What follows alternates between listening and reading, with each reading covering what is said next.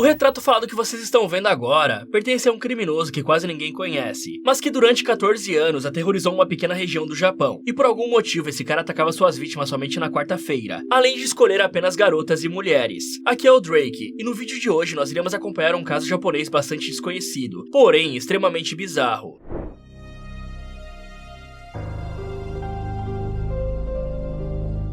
Ao contrário de países como Estados Unidos, Austrália e Brasil, o território do Japão não é dividido por estados, e sim pelas famosas províncias. E você já deve ter escutado esse nome alguma vez, e ficou se perguntando o que era isso. E se você achava que tinha alguma diferença, eu lamento pela decepção. Mas basicamente essas províncias funcionam da mesma forma que os nossos estados, pois os japoneses também elegem um governador para comandar cada província durante 4 anos, assim como acontece aqui no Brasil. Sendo que as províncias mais conhecidas são Kyoto, Osaka e Hokkaido. Porém, o caso de hoje acontecerá em Saga, e apesar de não ser tão famosa quanto essas últimas três, ela fica a apenas 65 km de distância do local em que os Estados Unidos lançaram a bomba atômica apelidada de Fat Man, em 1945.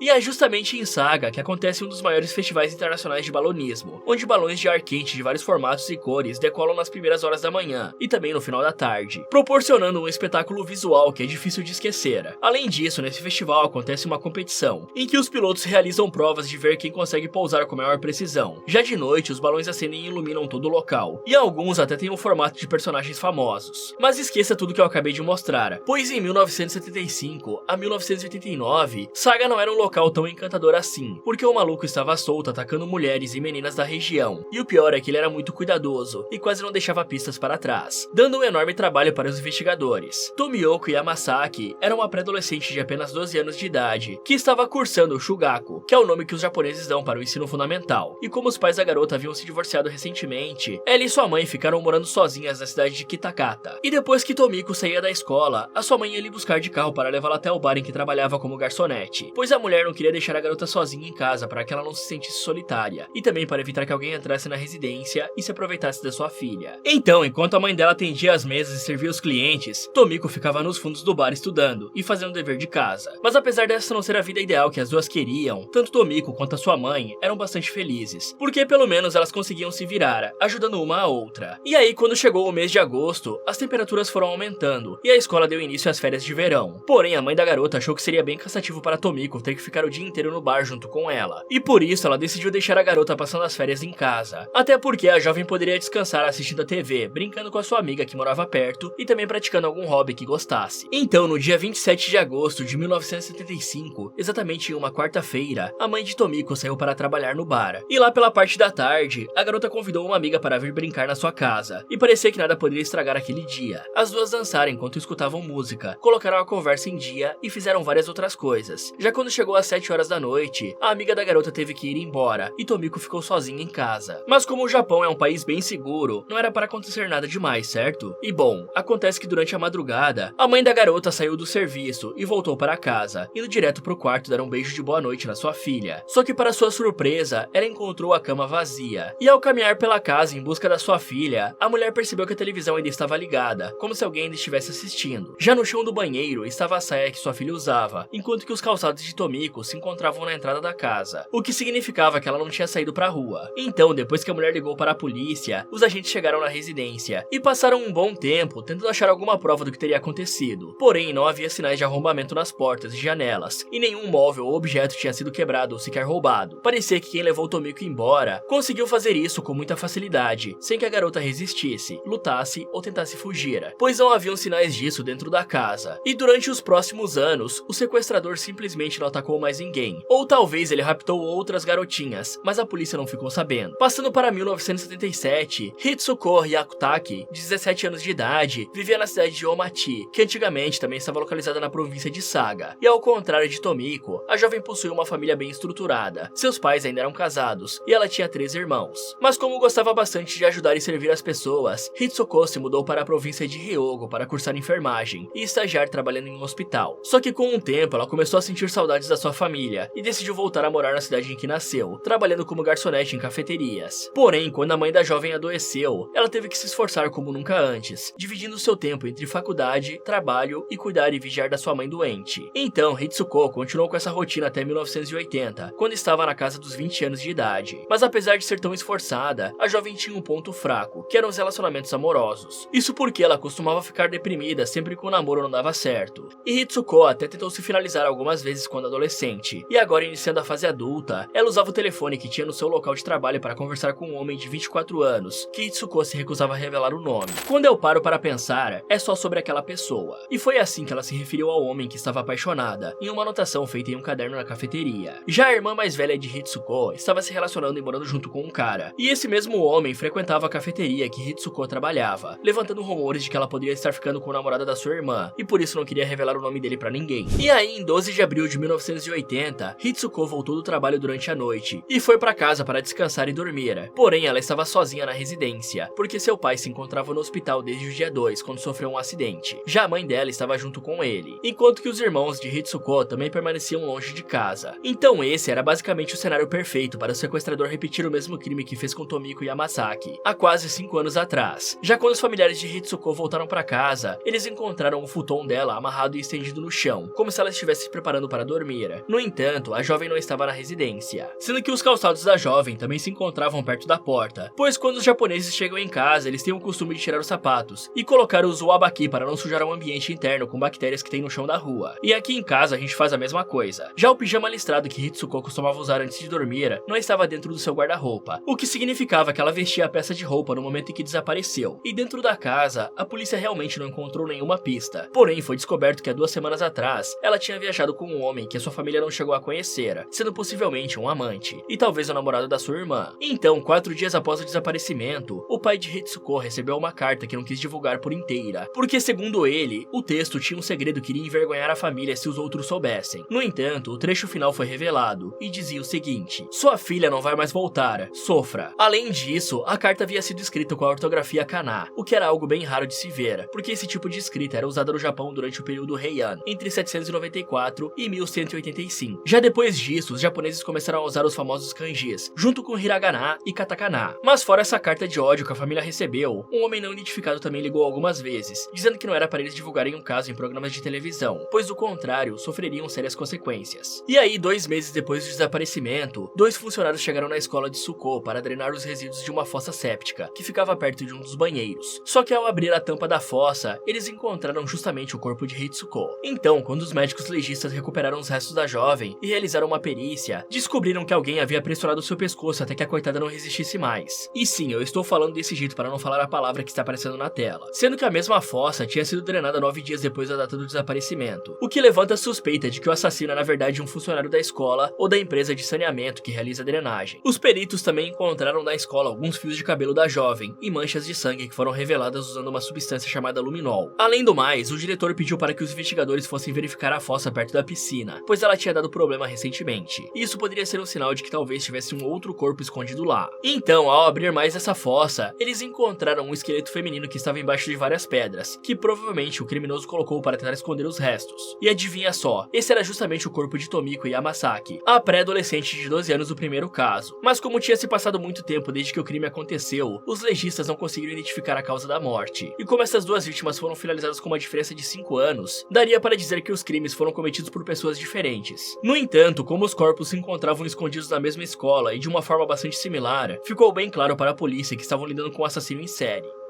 Um ano depois dessa descoberta, em 1981, uma mulher de 27 anos chamada Shisoko Ikegami estava casada e aparentava ser bastante feliz, se sentindo contente com a sua vida social, profissional e amorosa. Ela também trabalhava para uma empresa que produzia roupas masculinas e que se encontrava na província de Saga. Até que em 7 de outubro, mais uma vez durante uma quarta-feira, a mulher saiu do trabalho pouco antes de anoitecer e deu uma rápida passadinha no mercado para comprar os ingredientes da janta, além de outras coisas que estavam faltando dentro de casa, como produtos de limpeza e higiene pessoal. Porém, conforme as horas se passavam, o marido da mulher estava ali esperando em casa e ela não chegava nunca, o que o forçou a ter que pedir ajuda da polícia, que rapidamente começou a interrogar as pessoas que viram Chisuko pela última vez, ou seja, os seus colegas de trabalho. E aí os investigadores descobriram que a mulher tinha faltado no serviço recentemente para cuidar da sua mãe que estava doente, mas acontece que a mãe dela não tinha pego nenhuma gripe ou doença nos últimos dias. Já um colega de trabalho da Chisuko, que estava fazendo compras no mesmo mercado, contou o seguinte relato para a polícia: eu vi ela bastante animada enquanto conversava com um homem que tinha mais ou menos 30 anos de idade e que estava dirigindo um carro da cor marrom avermelhado, enquanto que 2 semanas após o desaparecimento, em 21 de outubro, encontraram o corpo de Chisuko em um terreno abandonado no distrito de Miyake, a apenas 40 km de distância do mercado onde ela havia feito aquelas compras. Já ao lado do corpo estava um fio que o criminoso usou para passar no pescoço dela e finalizá-la, mostrando assim que a causa da morte foi a mesma que no caso da Hitsuko, mas apesar disso, a mulher não tinha sido violada. E ao que tudo indicava, esse criminoso simplesmente não iria parar até ser pego, pois alguns meses depois disso, em 17 de fevereiro de 1982, também caiu justamente em uma quarta-feira, uma estudante de apenas 11 anos chamada Kumi Nishiyama estava voltando para casa junto com a sua colega e melhor amiga, até que em certo momento do caminho, as duas chegaram em uma rua bifurcada e se despediram porque moravam em direções opostas. E essa seria a última vez em que a melhor amiga da Nishiyama veria ela viva, enquanto que a família da garota procurou pela região durante algumas horas, mas depois que não conseguiram encontrá-la, eles ligaram para a polícia porque sabiam que ela provavelmente tinha sido vítima de um crime. Então, no dia seguinte, em 18 de fevereiro, acharam o corpo de Nishiyama no pátio dos fundos da escola em que ela estudava, perto de algumas árvores de tangerina. A mochila que a garota costumava usar também estava no local, e ela se encontrava deitada de bruços sem as roupas de baixo. Você já deve imaginar o que esse monstro fez com a pobrezinha, sendo que a causa da morte foi a mesma que Hitsuko e da Chisuko, porém dessa vez o criminoso usou as próprias meias da garota ao invés de um fio. Os médicos também acreditam que Nishiyama perdeu a vida apenas 10 minutos depois de se despedir da sua melhor amiga, o que mostra que o assassino cometeu o crime muito rápido. Fora que olhando pelo Google Maps, podemos ver que o local em que encontraram o corpo da garota fica a cerca de 2 km do terreno baldio em que os restos de Chisuko estavam, no caso anterior a esse. Porém, dessa vez surgiu uma pista bem importante. Isso porque a mulher estava em um ponto de ônibus localizado na rodovia 34, só esperando a condução chegar para embarcar e ir embora dali. Até que de repente, um homem na faixa dos 30 a 40 anos, que estava dirigindo um carro branco, parou ao lado do ponto de ônibus e perguntou se a mulher queria uma carona. E obviamente que por não conhecê-lo, ela recusou o convite. E quando o homem insistiu mais e mais, a mulher ameaçou chamar a polícia, e ele finalmente parou de importuná-la e foi embora. Já depois disso, o mesmo cara dirigiu até a Mitoda Elementary School e conseguiu convencer uma estudante a segui-lo até os banheiros femininos, mentindo que apenas iria mostrar para ela algumas fotos de uma dupla de cantoras famosas daquela época, chamadas de Pink Lady. E ao chegar nos banheiros, a estudante percebeu as verdadeiras intenções do cara e começou a chorar e a gritar bem alto. Então, por medo de ser preso, ele desistiu de cometer o crime e fugiu da escola. Uma hora depois disso, às 3h10 da tarde, o mesmo homem apareceu na escola em que Nishiyama estudava e tentou convencer mais algumas estudantes a entrar no seu carro. Inclusive, ele passou bem perto dos últimos locais em que Nishiyama foi vista pela última vez, o que o torna o suspeito número 1 de ter finalizado a garota. E aí, depois que a polícia conversou com as testemunhas para levantar informações do suspeito, eles conseguiram chegar nesse retrato falado que mostra mais ou menos a aparência do cara, enquanto que o modelo do carro seria um Toyota Corolla, um Daihatsu Kuroe ou um Toyota Sprinter. Mas como as testemunhas só foram capazes de memorizar os últimos números da placa, a polícia infelizmente não conseguiu rastrear o veículo. E não se sabe ao certo porque novamente o criminoso ficou tanto tempo sem agir, mas ele só fez a próxima vítima 5 anos depois, em 1987. Só que dessa vez não seria uma pré-adolescente, ou uma jovem de 20 e poucos anos, e sim uma mulher na meia-idade que tinha 48 anos.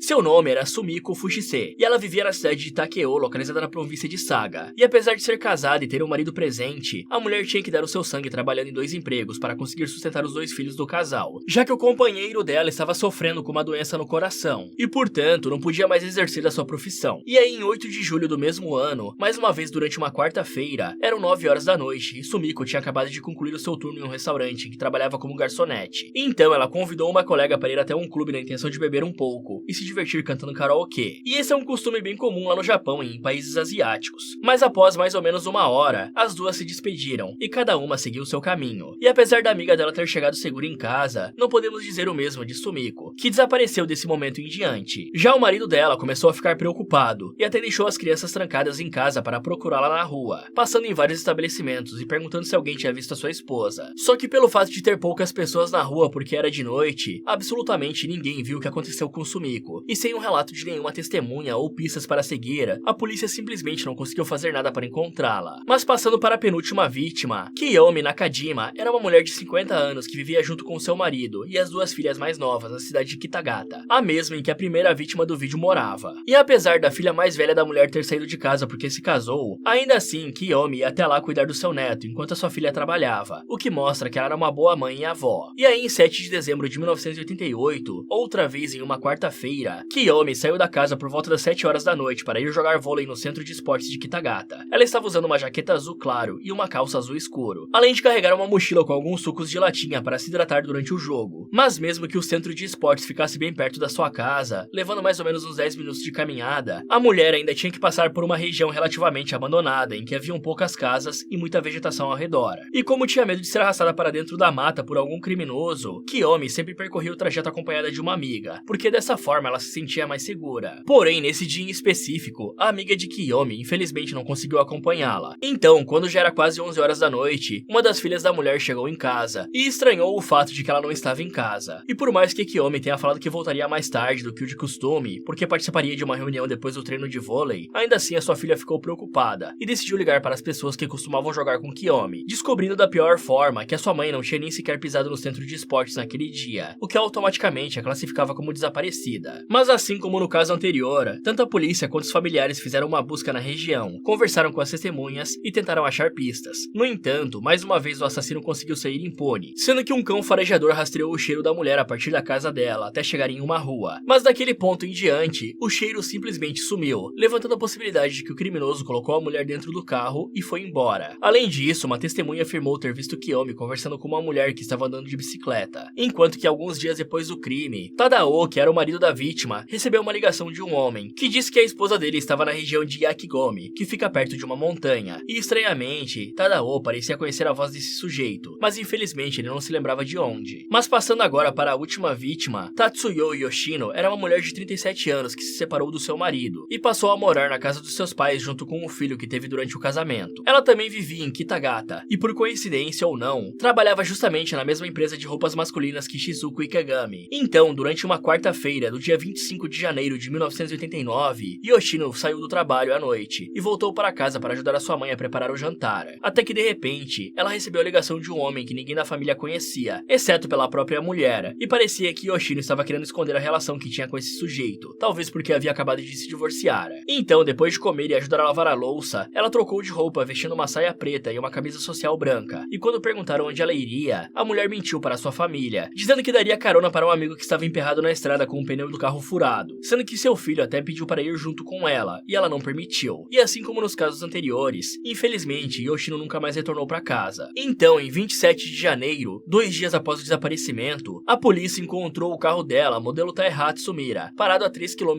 de distância da casa em um estabelecimento de boliche chamado Takeobou. E segundo uma testemunha, Yoshino deixou seu carro no local e entrou em um veículo modelo Toyota Cresta, possivelmente dirigido pelo homem com quem ela estava conversando no momento do jantar. Até que no finalzinho da tarde do mesmo dia 27, uma mulher e seu marido estavam dirigindo por uma área montanhosa em Otoge, no norte da cidade. Porém, a mulher decidiu fazer uma rápida parada para pegar uma flor bem bonita que estava no meio da vegetação, pois ela pretendia usá-la como oferenda em um templo budista. Só que ao ver uma abertura na mata que revelava uma roupa branca escondida, ela decidiu verificar o que era e encontrou justamente o corpo de Yoshino. E aí, quando a polícia chegou no local e começou a verificar toda a área, eles também encontraram a poucos metros de distância o corpo de Kiyomi, que desapareceu a caminho do clube de vôlei. Enquanto que logo ao lado se encontravam os restos de Sumiko, a mesma mulher que tinha trabalhado em 2 empregos por conta da doença cardíaca do marido. E ao contrário das outras vítimas, havia restado apenas os ossos de Sumiko, porque ela tinha sido finalizada há bem mais tempo. E o estranho é que o corpo dela ficou lá por quase 2 anos sem que ninguém notasse. E apesar de ser uma área florestal, não estava tão longe assim da estrada. Mas como os restos de Kiyomi e Yoshino estavam bem mais preservados, os peritos conseguiram determinar que as duas morreram de asfixia. Eles até mesmo encontraram vestígios de fluidos masculinos da roupa de Yoshino, só que aparentemente havia ido parar lá um dia antes dela desaparecer. E como todos os casos permanecem sem uma solução, pois o criminoso nunca foi capturado, agora nós vamos para a parte das teorias. E bom, a primeira delas é que existiu apenas um único assassino, que por algum motivo sequestrava e eliminava suas vítimas apenas nas quartas-feiras, entre o período da tarde e da noite, porque talvez esse fosse o dia em que ele estivesse de folga. Porém, Aritsuko sumiu no sábado e não na quarta-feira, o que acabou descredibilizando essa possibilidade. Já a segunda teoria é de que os crimes foram cometidos por 2 ou 3 pessoas diferentes, que não se conheciam. Isso porque as 2 primeiras vítimas haviam sido encontradas na escola, enquanto que as 3 últimas mulheres estavam dentro da mata. Fora que a idade das vítimas vítimas também varia bastante, sendo as primeiras bem mais jovens e as últimas já eram mais velhas, fora que algumas foram violadas e outras não. E geralmente esses serial killers sempre seguem um padrão, escolhendo o mesmo tipo de vítima e fazendo as mesmas coisas com elas. Mas existe uma informação adicional envolvendo esse caso. Um criminoso de 26 anos que não teve seu nome revelado confessou que havia eliminado 3 pessoas durante o interrogatório que deu para a polícia da província de Saga, mas logo depois disso ele negou os crimes.